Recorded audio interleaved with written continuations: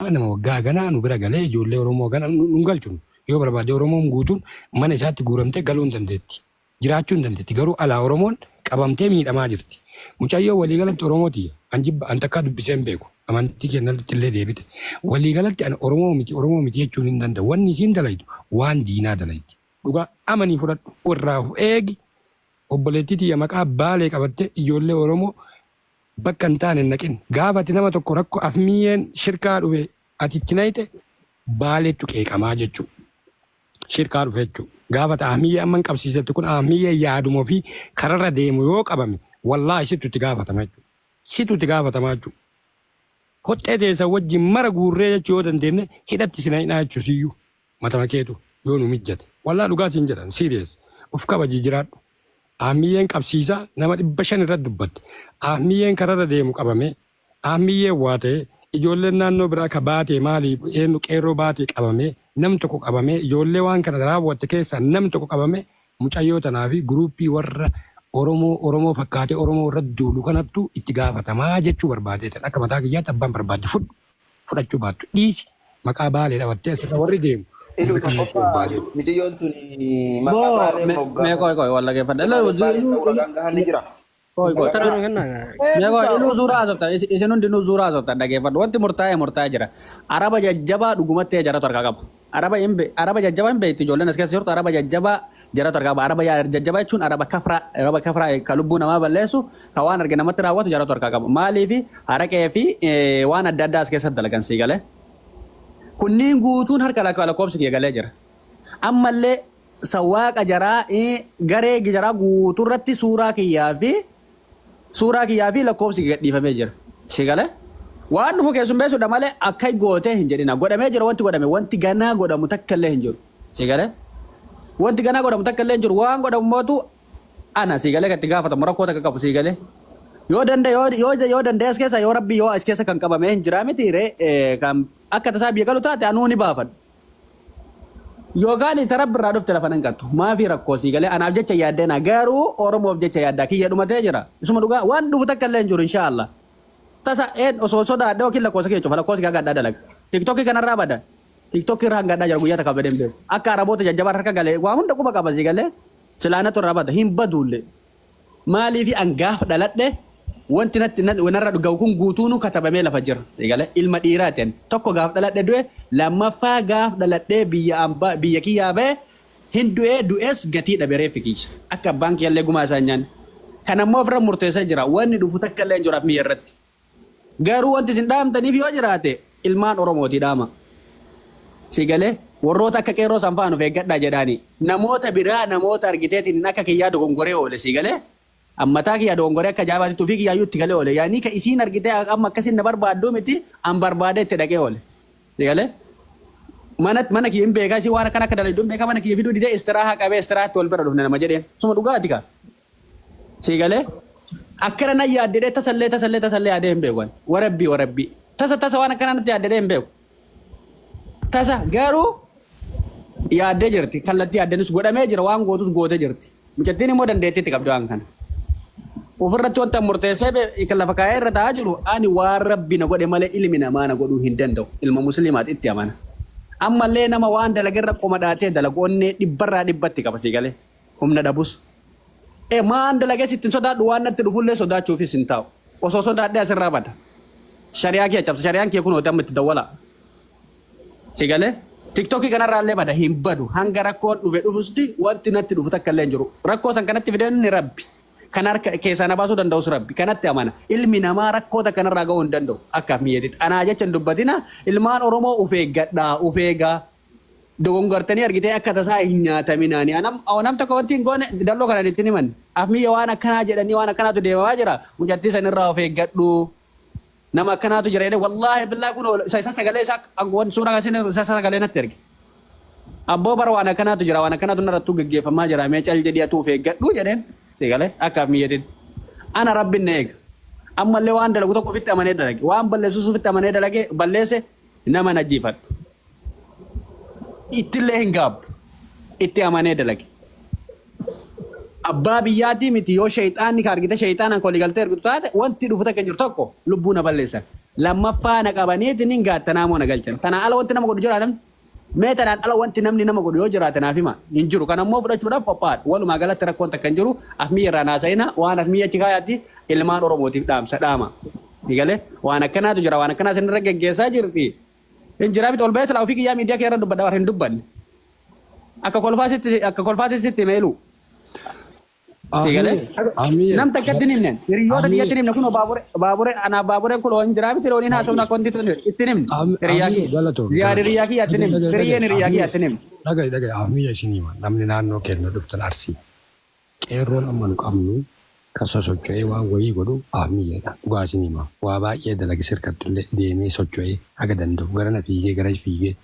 Attana wayita amaara qabnu kanallee garana fiigee isa himee deeme obbo bakka itti godhi garana garas wayita nu jennu achi Oromoon akkana akkas dura dhaabbadhaatte warri nu harkaa qabsiisee mucaa amma isiin boottuuf kan kashaanxaa biraa qabdu kan nu harkaa baasee ajjeesu tiktook irra fidde birrii irraa fuudhuuf nu qabsiisuuf dhaabbata warri nu harkaa baase Oromoodha amana warra diqaalaa Oromoo Silxee Guraagee Amaara Maali Jinni Jaanka wanni hin jiru Baaleef Arsii Jimmaa Wallagga Boorana Guji Oromiyaa kana guute diqaalota guute kanatti ilmaan Oromoo fichisiisaadha. Kanniin ammoo itti himnee kennallee ka jaallate itti himnee deemnaa jechuudha. Wanni isin murteessitan wanni wayiitu hin jiru sitti himte Oromoo si himte ana ahmiyya yoo arge ni qabsiisaa isarraa dhabee akka jaalalaa godhee fidee miiseejii beekan wanni hin dubbadhuuf bar miiseejii arge akka Oromoon biraa irraa baratu yoo mucaan kunillee hin dubbanne saalfate Oromoon biraa irraa eeguuf gabbayee dubbadhe waan argeef tokko kana gube. Mucaa kalee ijoolleen fiddee akkasii jiruu fi dhabdee mataa cafayte san isin warra dhiiga jiisuu jette isin jechuun eenyu ahmiyyee miti Oromoo jechuu afaan Oromootii yoo isinii gale isinii galaa jechuu mucayyoon tuni Oromoo taatullee ta'uu dhabdullee diina wajjin dalay diina bira dhaabbatti 100% kan namarraa sodaan qabu ahmiyyee waa ta'e warri waan kana keessa jiru tokko waa ta'e wallaahi isittutti gaafatama gootellee ajjeesisiiftellee. Dabarsiteellee bakka akkasii murteessa akka mataa kiyyaatti ajjeesiifti siif ta'uu dhabe malee hidhamellee du'ellee martuu du'ee jira warri Oromoof asirraa iyyaa ture suni fichisiiftee jira akka mataa kiyyaatti. Iluu waa si gaafadhu. Itti fufi. Michiyyootni fakkeenyaaf Baalee Roobee jettee maqaa isii banattee jirti. Qabatama namni Baalee Roobee ta'uu isii beeku ni jira. Jechuun namni bakkee dhaloota isii beeku ni jira. Baalee Roobee miti abboomu yattiin kanaan dura ijoollee keenya as keessatti waa'ee mana tusitti michiyoo tanaan har'an beeku. Ani lettuutu keessa beekamu michiyyoota. Dubbadhu mee firiyyee. Maqama Baalee kana irratti ijoollee keenya waliin bu'anii turan. Culullee carraa kennaa geessaanii filiis. Ome qo'a kaati. Iluu qo'ime. Duraani uummatiin amaara jala deemtuuf kanaaf ijoollee keenya qabsiiftee galchitanii qabdiin taloon tun jechuudha. Har'a harayaa miti. Miidiyaa kana gubbaa teettee milliggoota keessanii jettee dubbataa turte. Namni akkamitti nagarreessii tana jechuudha. Ijoollee keenya jala deema malee meetiin kanaan dura iyyuu dubbataa turte. Asirratti garuu bakki isiin tilalte bakka isiin himattu kanaafi bakki isiin tilalte achiin miti. Ijoolleen keenya wixii qabsiiftee galtee wata sirraa galan barbaadanii isiin ijoollee basaasooti jedhan. Basaasoo jechuun ammoo naannoo ta'e naannoo amma jaamonni bichaan galuu jira. Roobni kanarraa fagaatee jaammaa jedhamee bakka warra jaamonni galuu jira jechuudha. Garasi ijoolleen asirraa isiin qabsiiftee galte ijoolleen Baalee Roobee keessa dhageeffata abbaan jiraatu kaabine guddaadha. Sirriitti beekan isii galee. Akka wanti ijoollee isin asirraa qabsiiftee sirriitti beekan isii firiyyee. Anaaf isii rireeshinii yoo dhuunfaa waliin qabna bar firiyyee. Baalee Roobeetu mucattiin. Baalee Roobeet. Naqanyaa cigata dhalachaa taatu malee Baalee Roobeet. An sirriitti beekan mucattiin. Namni na jaalaa jedhaniitiin amaara baadiyyaa ta'antu jira jechaadha. Bakka Basaaso jedhamu sii galee. Bakka Basaasooti miti. Baabura sirriitti beeka baran. Fayyaa qabdan yaan reeshinii wajjin qaba baran. Fayyaa qabda. Kunoo isii gaafata seesisaati. Meetees an sirriitti beeka mucatti. Bakka dhaloota isii morminaa dhugaa Oromoo. Firiyyee. Ganna kun miti ilu caalaan yoo dhugaa beetan yoo dhugaa dhaabbataa dubbata. Haasa'u nama qabsiiftee karaa galchiteedha dubbatu mee dhiisi. Laa ilu waa tokko irra di.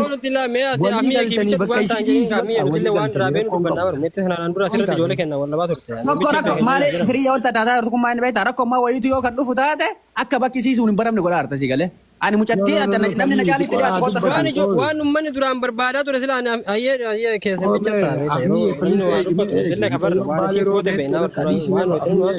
Firiyyee itti fufi. Firiyye anillee mucattii tana piraaveetii hedduu itti onnoo jedhaa ture. Dhalattuma baalee roobeeti. Baalee roobeeti dhalatte. Roobeeti. Baalee roobeeti dhalatte. Abbaan Abbo ijoolleen asirraa isin qabsiiftee galte dhageeffadhu ijoolleen isin asirraa. Abbo Firiyye waan hin beekne naa seenaa. Firiyye waan hin beekne naa seenati. Nu ani isitti dhiyaadhanaaf isin jaalallee dhafee kana. Ijoollee isin qabsiiftee bari ijoollee isin asirraa qabsiiftee galte jira miyya mataa asirraa. Bar namni diina ofiititti dhugaa ni matu Firiyye. Fira ofiititti dhugaa himata. Fayyaa qabdaa. Roobee basaafamnu nu jennu kun bara addaa fageenyaa miti amiyya bakka nu haasa'u jiru bara. Isin magaalaa Bar baadiyyaadha malee ijoollee magaalaa roobeetii mitiidha bara. Magaalaa qulqullitti asirri beek. Magaalaa qulqullitti kun oddaa yoo beeke nama beeku gaafadha ol galchaati nama beeku gaafadha asirri beek. Magaalaa keessa magaalaa roobee magaalaa anitti haasa'ee jira mucattii piraaveetii. Amma ka ijoollee galchitee hin galchine hin beeku san. Garuu alhaalaan mucattii anamoo keessa itti haasa'ee jira. Magaalaa roobee baalee. Mucayyoo waliigalatti baalee itti fufi Firiyye bakka fedhe yoo barbaadde shaffilee barbaadde gaafadhu. Waan baalee muyyattiin waan baaleedha durumayyuu ijoolleen isin asirraa kanaan duruma maqama kanarra wal dhabanii ijoolleen isin riyaadii kana keessa qabsiiftee galchitee jira boo ijoolleen kan maatii isii barbaadaa turan jechuudha.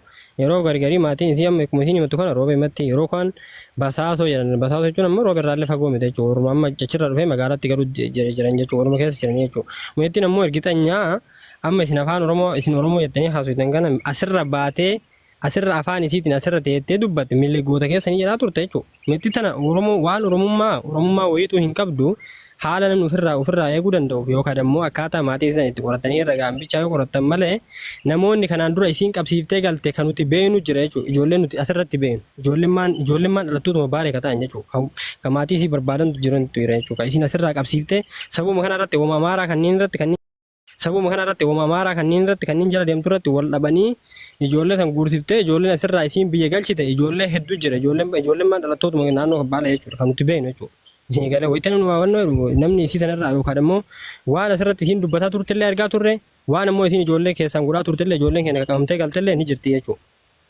Kanaaf namni isii tana sirriitti yoo ofumarraa hedan malee Oromoodhaa inni sirrootti akkas gootawwan yeetta sun Oromummaa wayiituu of keessaa hin qabdu. Maan dubbatiin qabsiiftee alaabaa miliiliqaa baalee ati baalee ani baalee maqaa baalee baafattee maqaa ganda guddaa bakka gootonni yaatu baafatte har'a osoo isiin nama wayii qabsiiftee rakkoon dhalate nullee hin qeeqamna maan dubbanne uummanni keenya of keessaa maan baafne Oromollee yoo taate itti himtanii maan gorsin. Wani nuyi ijoolleen keenya wal dhabanii asirratti namni arrabsanii jira bari ijoollee hedduu jalaa bilooyitee ijoollee hedduu asirratti wal arrabsanii ni jira nummaan keenya nama mataa kiyyaa wal arrabsanii namoota hedduu wal arrabsanii jalaa bilooyitee dhiiftee ijoolleen isin asirraa qabsiiftee galte ijoollee keenya jira jechuudha. Kan isin riyaadima kana keessa wal lolanii qabsiiftee galte. Mittiin akkuma amma reefama ziyaadama sirriitti beeka ziyaada sirriitti waa wal beekanii fi hin beekaa jechuudha. Galee riyaadii kana keessatti isiin haarayaa miti yookaan immoo waan namni isiin dalee dhuguun waan namni suba takkatti dabalaa jiru miti amma waa'ee yarmutummaa maal namni irraa haasa'e kun waan kijibaa takka namni irraa haasa'u. Nun galchu waa'ee daabboo ishii yoo barbaaddaachi cirtu cululleetti fufi waan dhimma Kanaaf Oromummaa wayitii Oromoo miti akkasitti irraa dubbadda. Safuu waan jedhamu tokko dhiibnee barii Firiyye waan daabboo sanii safuu waan jedhamu. Cululleetti fufi.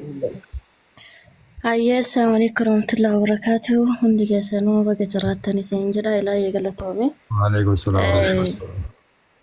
Yeroo tokko dhugaa dubbachuuf nama dhiba waa'een shamarran kenna. Gabaabatti waan jechuu barbaade tokkoffaa isiinuu dubbattee jirti warra sammuu nama hadoocheetiin gara nama galchu ifa baafattee dubbattee jirti. Haraqee gurguraa Amaaraa fi Tigiree waliinii jettee jirti. Haraqee sanii mootummaa biyya kanaatiitu seera itti baasee akkasiin gurgurattu godhe moo seera malee gurguraa jirti bareechinee wal beekna warri biyya kana keessa jirru jechuudha. Ka'isiin amma hin qabsiisa jettee mucaa dhaadatteetu na gube akkuma amma iluu ati jettetti jechuudha. Gabaabamatti akkuma isiin dhaadatte sani walitti dhaadachuun ni jirti jedhee yaada. Ammiyyeen yoo dandeette lakkoofsa isiitii fi adarashaa bakka isiin jirtu yoo beekte as kenni rakkoon qabu dhiiraallee dhiiratu jira waan ta'eef jechuudha. Biyya kana keessa haraqee seera itti baafattee gurgurti moo hin gurgurtu haraqee kana waliin gaafa qabamte waraqaa qabaattee qabaachuu baattee haraqee waliin gaafa isiin mataa isii qabamte isiis haa ta'u araba shorxaa isiin ijoollee keenya qabsiifti jettanis haa ta'u seera maleedha walumaa galatti haraqee biyya kana keessatti gurguruun gaafa waliin qabamte isiidha kan gadalii qadiyaa jala seenee hidhamu malee afimiyyee isiin amma barbaaddu kanaa miti yookaan qabsiisa argannaan jettu kanaa miti bareechinee ol beekna. akkuma isii hadarashaa isaa barbaadaa jirtu atillee hadarashaa isii nuu kenni gabaabumatti dubbii gabaabaa yoo barbaaddan jechuudha an kana siin jedha arabni isii ittiin dhaadattu kadaran san caalii ammoo isii gadalii galchus ni jira yoo akkasii waliin dhaadachuu taate lakkoofsa isii bichaa naa kenni jechuu ni barbaada ilaayyanii afimiyyeedha. Akkasi culullee jenna soorii carraa Asirratti waan culullee waan eda'u. Isii odoon taane mana hoteelaa keessa warra arabaatu farshoo gurgura. Ana nama Okay. abba waa Farshoo madaabboo sun haasa'inaa nama dhaggeeffadhu dhibba farshoo shantu san jira. warra arabaatiif gurguraami oda mana arabaatiif farshoo san gootee gurgurtiimi. yaa. Tamam. Hayya lakkoofsuma isii bichaa nuu kenna rakkoon qabu. Mana arabaa ta'ee arabni suniif isiin illee gadalii qadiyaa jalatti hidhamti biyya kanatti. Aye. Waan seera mootummaa seera daangaa mootummaatii alatti baatee wanta hojjetaa jirtuuf. Tokkoffaa bar micattii waraqaayyuu hin qabdu bar seeniin maqaan isii ka'uumaa seeniidhaan Seenaa maqaan jedhi isii seenii ka'uumaa jedhin baaburi ati tokko Arabaaraatiin kaduuti baaburi ati daabboo irra naf seenii jettee waami seenaa jedhi waslaatta. Seenaa miti maqaan seenii. qabdu wallahi waraqaa hin qabdu waraqaa iqaamaa hin qabdu hin kijibdi namaaf sarara waraqaa qabdu wallaahi baaraa waliin dhufeen Waraqaan asii qabdi miti moo hin qabdu? biyyatti Abaatuun ila. waraqaa hin qabdu Asirratti wallahi waraqaa hin qabdu waraqaa beekaan nama naaf sararaati malee waraqaa hin qabdu. Dhamee qoy waan hin beekne naasen. Mucattiin dhageeffadha abbaa biyya kanaatii miti warroota aangoo guguddaa qabu warroota biyya biraa irraa dhufaniin wal keessaa qofa. Maal beekta waan hin beekne dhumatti argitan himaaf argitan namarra maxxansanii naasena. Warroota biyya kanaatii miti warroota biyyoota alaa warroota ijoollee Ameerikaa irraa dhufte barumsaan jechuudha ilmaan Ameerikaa ta'anii dhalattoota Ameerikaa kanaan wal quba qabdi. Hin beekta yaadni nama akkanuma laaltanii asuma raasii wajjin inni ta'eef maalummaa isaa laaltanii akkanumatti diizaayina isaatiin hin kennina. Mucattiin jabduu waan na dhageeffadha. Mucattiin jabduudha maa walii quunnullee bareeda jabduu irraa naakiraati. Arabni amma yaani muuti qabda namni wanni taatu mee odaa muuti qabadhu siigalee araballee araba jajjabaa harkaa qabdi siigalee. Tokkoffaa akka ijoolleen jette lakkoofsisii nama akkana godhuu barbaadna. Mootummaan biyya kana keessatti hin dhiisu barbaadaa jira. Garuu kan warra qabamuu hin dandeenye warra misigii lafa jala qotateetiin deemu. Arabnisis namoonni isin itti dhiyaattus siigalee. Waan kana hojiin dalaganee nunni warroota aangawoota jajjabaa warra Ameerikaa irraa dhufan warroota kara Faransaa, Israa'eel nama kana sirriitti yeroo amma osoo waliin barre yeroo dheeraadhaaf sirriitti wal quba qabna naafisi. Isinitti himee jira namni akka kiyyaatti hin nyaatamina akka jaalalleetitti walitti dhaanne naafisi. Ji'a kana guyyaa 29 walitti dhufuudhaaf argitee istiraa qabanne isuma dhugaa rabbi maal gochaa jirande kun ol seensisaa gaafadha. Ji'a kana guyyaa 15 istiraa qabanne walitti dhufu.